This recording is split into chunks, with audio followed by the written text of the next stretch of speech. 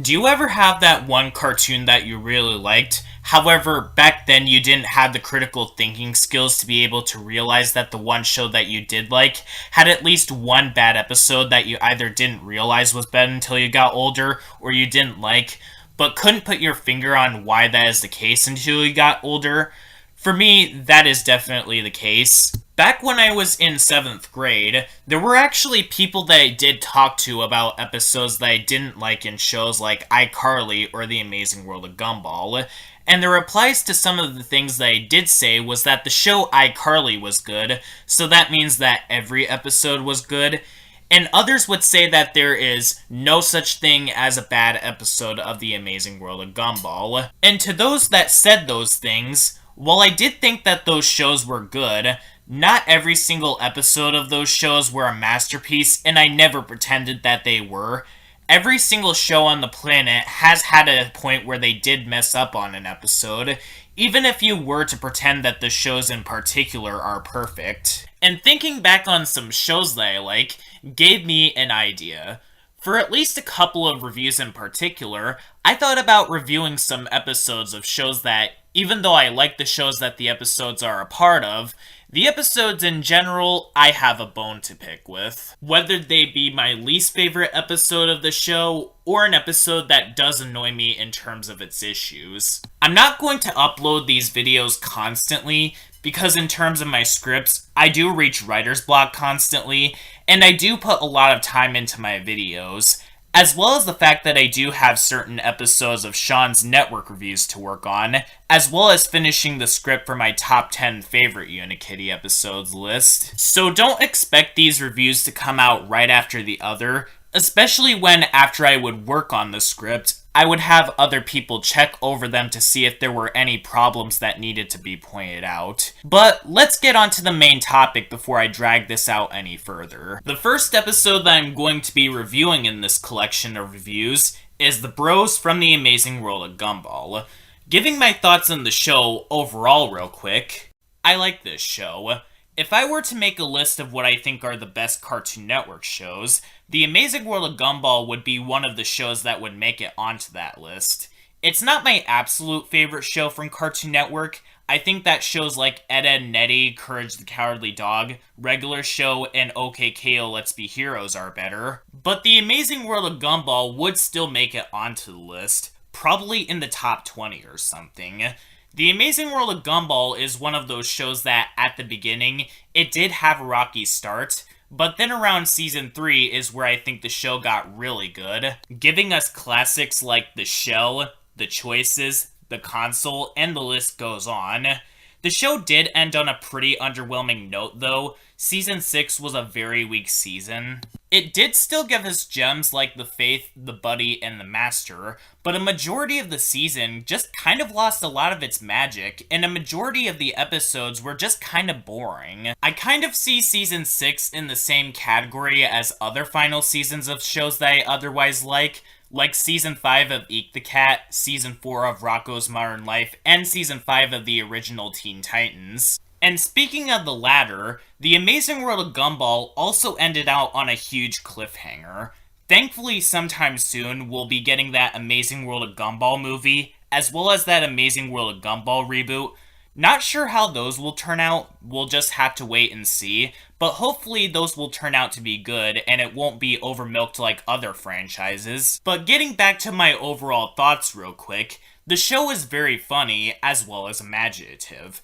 And even though I wasn't a big fan of Season 2, I think that the upgrade in the animation was needed, as Season 1 was one of those very slow starts where the show started off rough around the edges in comparison to the rest of the series. And the animation, going back, felt kind of plastic in terms of the CGI, and the character designs and movements are weird and very rough when compared to the other seasons. And while Season 2 was a vast improvement in terms of the animation quality, the episodes overall were much worse, and the stinker episodes that it had were a lot more frustrating and annoying than the episodes from Season 1. Season 3 is where the show got better and pumped out classic after classic. But even Season 3 to onward had their share of stinkers as well. And as I said, Season 6 was a very weak season. Which leads me into today's review. The episode that I'm going to be taking a look at is the episode The Bros, which is an episode that I have a bone to pick with. While I don't believe that this is the worst episode of the series, it's one that I have very interesting things to say about, and is an episode that I had a lot of things that I wanted to say about for the longest amount of time.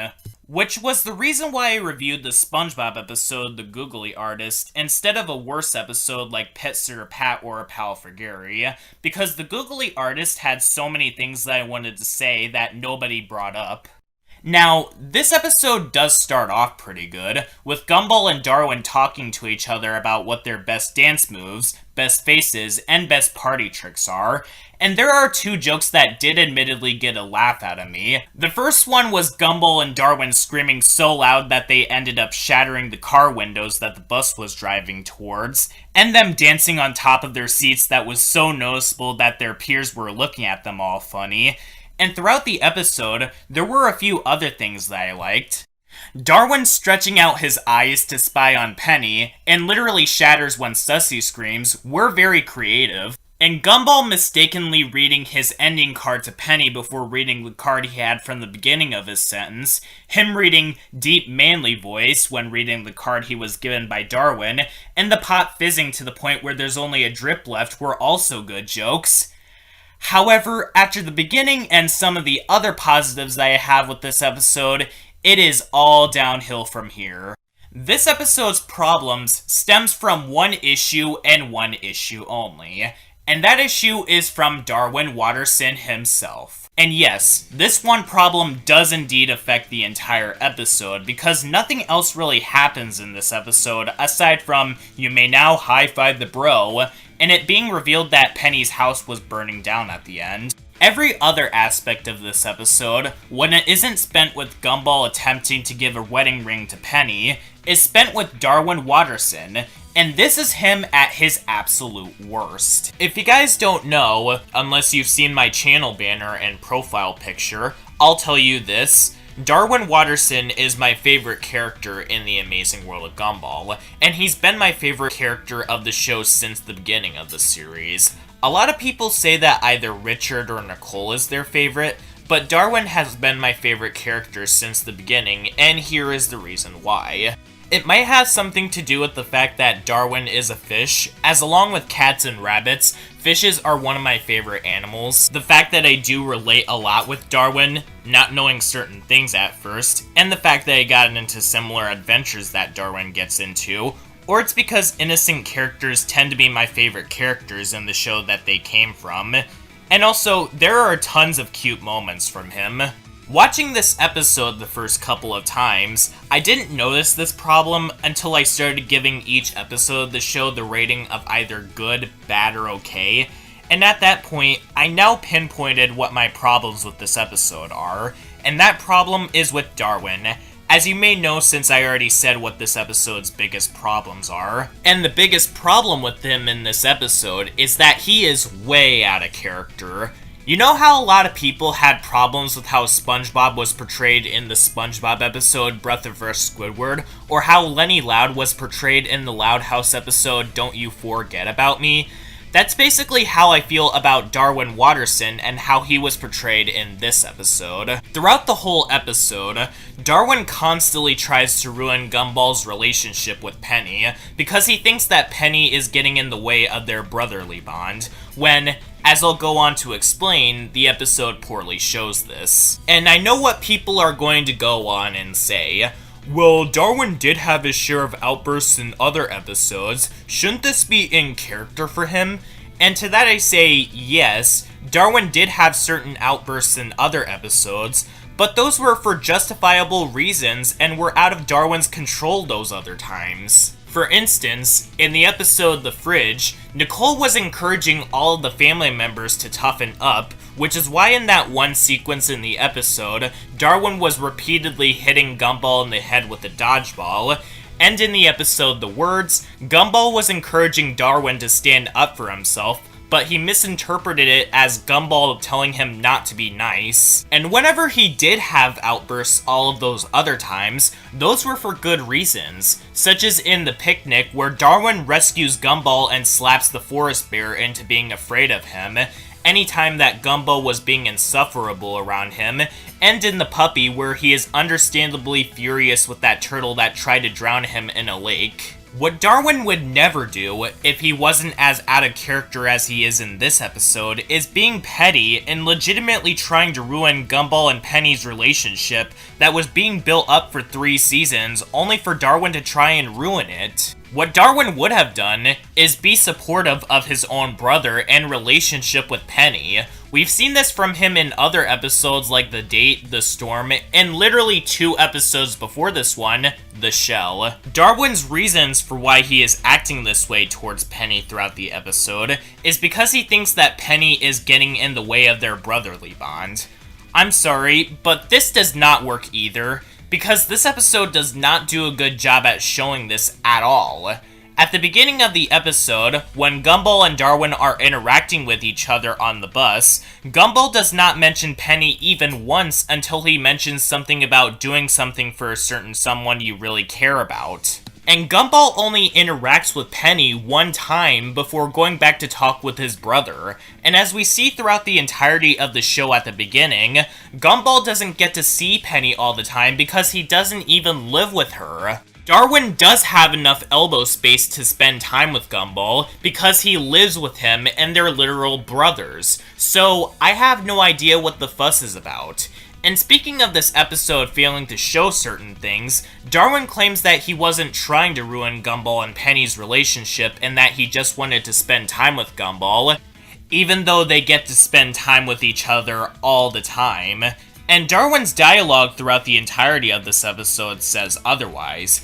Darwin was trying to ruin Gumball and Penny's relationship, especially when, before Darwin went with his plan to spy on Penny, Darwin literally says, and I quote, "Back off, Penny Fitzgerald, he's my brother from another mother," which sends out some very heavy implications, basically implying that Darwin actually does want to have Gumball and Penny split, basically trying to ruin what Gumball was working so hard for 3 seasons. Basically making Gumball miserable when she says that we need some space, and talks about how she's been noticing that Darwin was acting as if she's getting in the way of their brother relationship, which is very odd when Penny has shown in other episodes that she's able to stand up for herself, and does get mad at those who would treat her poorly.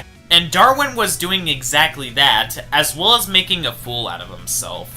Speaking of which, the ways that Darwin treats Gumball throughout this episode is very small in comparison to how he treats Penny. It starts off rather small in how he basically spies on Penny in places that are common to see other school peers at, that being the school hallway and whenever you're on the recess grounds. But this ends up going way too far extremely fast, as he basically sneaks into the girls' locker room when Penny wasn't even in there yet, and it goes up to stalker levels when it's revealed that Darwin was reading Penny's diary in her bag. And during lunch, it gets even worse. Darwin continuously interrupts Gumball trying to ask something from Penny, basically ruining Gumball and Penny's alone time, and during gym, Darwin makes an absolute fool of himself, cheering with flammable materials, and boasting towards Penny about how he was picked to be on Gumball's team. And when they start playing, the fact that Penny is on him and Gumball's team doesn't stop him from being absolutely aggressive towards her, continuously knocking things out of her hand and hitting her in the face with a basketball. And those marks on her face basically implies that in the scene, she was continuously hit in the face with either the basketball or by Darwin himself. And even after all of these moments, with Darwin literally almost ruining her and Gumball's relationship, and making it up to Gumball by trying to do their own equivalent of a log cabin and chocolate fountain, which the latter was kind of gross, Darwin is still not over the fact that Gumball wants to be with Penny. Yeah, wanting to marry another person at 12 is too young. Then again, Gumball isn't the only one who wanted to marry someone at a young age on Cartoon Network. But the fact that Darwin is still not over this just screams out loud that he did not learn a single thing whatsoever. I'll give the episode an ounce of credit in that Darwin is trying to hold in his emotions so that his brother is happy, but that means nothing. It may mean that I don't think that it's the worst episode of the whole show, but that is definitely not saying much. I know that Darwin is a character that, as shown by the third to last episode of the show, The Decisions, he does have a hard time making decisions for himself and that he's insecure, but he was never as irrational as he is here. Whenever he was desperate or upset about something, the most that he would do is either cry or act very nervous. I can see maybe Tobias or even Jamie doing this, but with Darwin, no. This just does not look good on his character at all and is really character damaging. If Darwin didn't have any of his defining character moments later on, and if Darwin didn't go back to normal immediately after this point and was just neutral at other points, then it would have taken a long time for Darwin to fix the damages that were done to him in this episode. And even when he did have those defining moments later on, the second to last episode of the entire show, the BFFs, had a lot of the same problems as this episode, where Darwin gets angry at Gumball over not telling him about an imaginary friend that he forgot a long time ago, and Darwin acts aggressive towards Fuzzy throughout that episode. Basically, my problem with Darwin and both the Bros and BFFs is the exact same problem that I had with Gumball in The Dream. After watching that episode, it took a long time for Gumball to get back into my good graces, as in that episode, he continuously ignores, tries to beat up, and it even embarrasses Darwin over the fact that he kissed Penny in a dream. And Darwin ended up suffering entirely throughout that episode, and Gumball ended up coming out on top. The Bros is not as bad as that episode, not even close, because Darwin doesn't entirely come out on top at the end. But Darwin basically got the bro treatment to be with Gumball and look after each other, which I think is completely undeserved, because I think that Darwin should have gotten a little more punishment than being cried at for his actions. As everything that happened at the end is all thanks to Darwin. Yeah, he made the dynamite bug set fire to everything on accident, but Darwin should have been careful about what his head is under, and the entire shed ends up blowing up as a result. Which makes me very curious about how Nicole would react if she came home and saw her shed being blown to smithereens. And right at the end, sees Penny's house being on fire. And the episode just ends right there, right out of nowhere. Nobody was having a strong reaction to property damage being done, and the overall pacing of this episode just feels extremely rushed. Feeling like this episode should have just gone the SpongeBob route by having this be a 15-minute episode with the short being its sister episode. Or maybe the beginning or some of the sequences with Darwin spying on Penny should have either been shortened or cut for time. But overall, this episode is pretty bad. Not much really happens in this episode, except for extremely out-of-character moments for Darwin, and with the exception of some jokes that I liked, nothing in this episode is really worthwhile. I think that with a couple of rewrites and an overall uncharacterization, this episode could have been a little better. Instead of having Darwin be the one that tries to break up Gumball and Penny, have it either be Jamie or Tobias, and have Darwin try to stop either one of them from doing that to them, since Darwin is usually characterized as being supportive of his brother. So my recommendations for this particular episode, I'd recommend skipping it, especially if you're a fan of Darwin, and just go with some better episodes that are Darwin-centered, like The Words, The Origins, and The Matchmaker, as well as ones that revolve around Gumball and Penny's relationship, like The Party, The Shell, The Romantic, and The Transformation. Because those episodes have a lot to offer, they are much more funny, and they have their characters stay in character throughout those episodes, and they do have actual endings that wrap up everything that they say. Okay, so what bad episode of a cartoon that I like am I going to review next? Oh boy, can't wait. This was an episode that I was waiting to give its just dues for a while.